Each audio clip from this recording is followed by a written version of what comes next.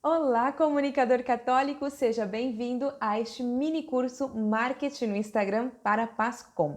Essa é a aula número 1 e aqui nós vamos falar sobre como conhecer o seu público e a sua persona. O que são esses dois termos e como que a gente aprende a diferenciar eles?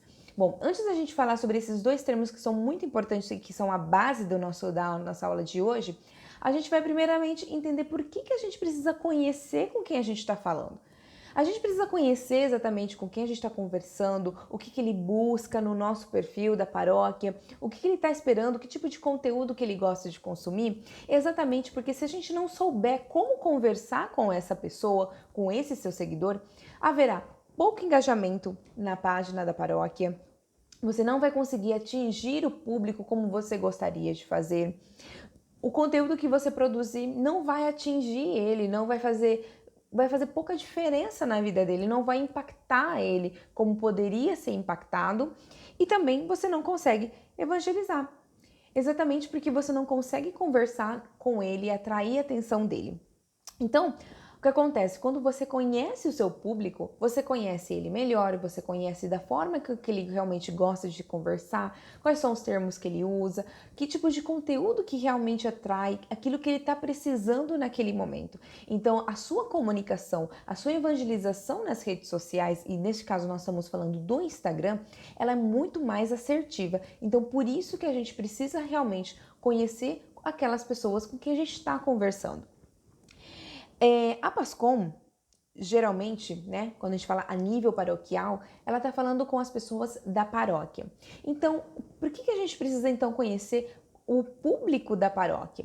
Como que a gente vai fazer então? Aqui que a gente entra então a definir o que é público e o que é persona.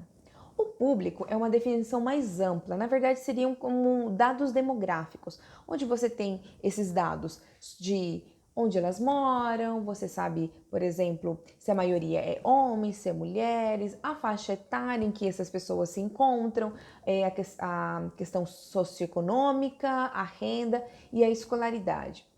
Basicamente isso, ou seja, é uma definição muito ampla, mas ainda assim ela é importante porque ela consegue direcionar aquilo que você está fazendo, a comunicação que você está trabalhando.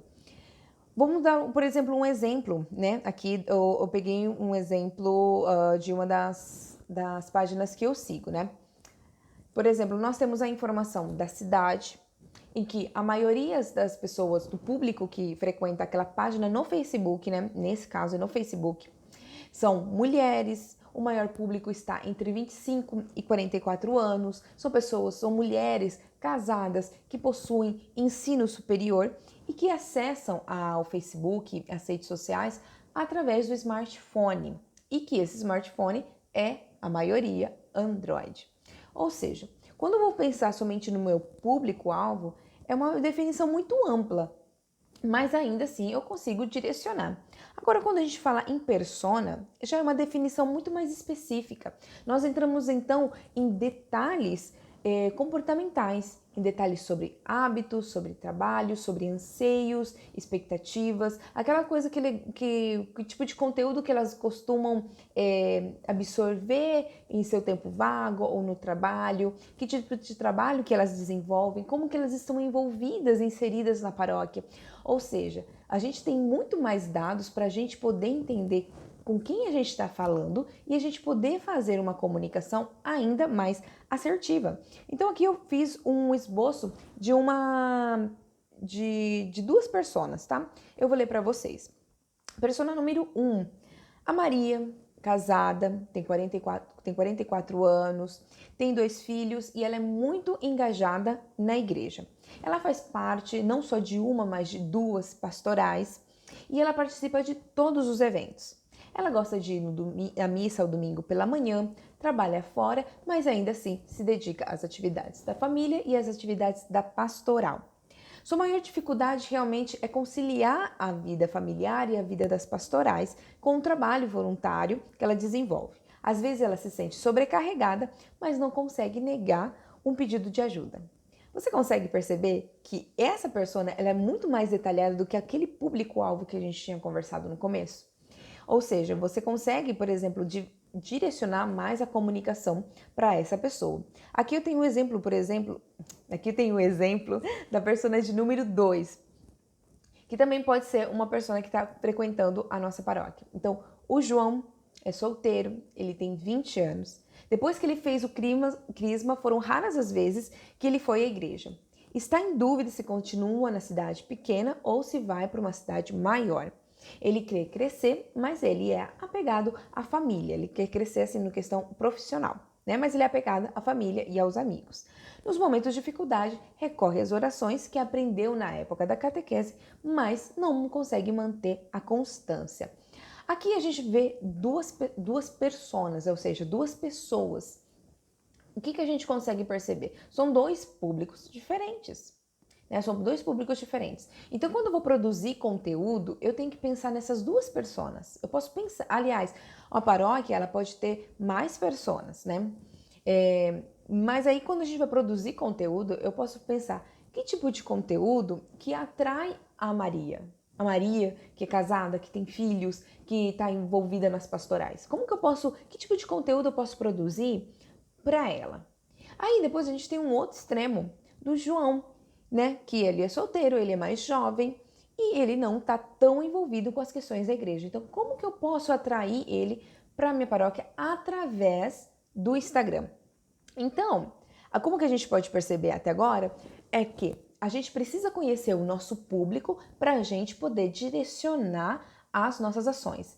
Então, por isso que essa é a primeira aula, porque não adianta eu falar para vocês como produzir conteúdo, que tipo de conteúdo vocês vão produzir, que métricas vocês vão ter que analisar, se vocês não conhecem o público de vocês. A gente vai estar patinando ao não entender quem que é o nosso público.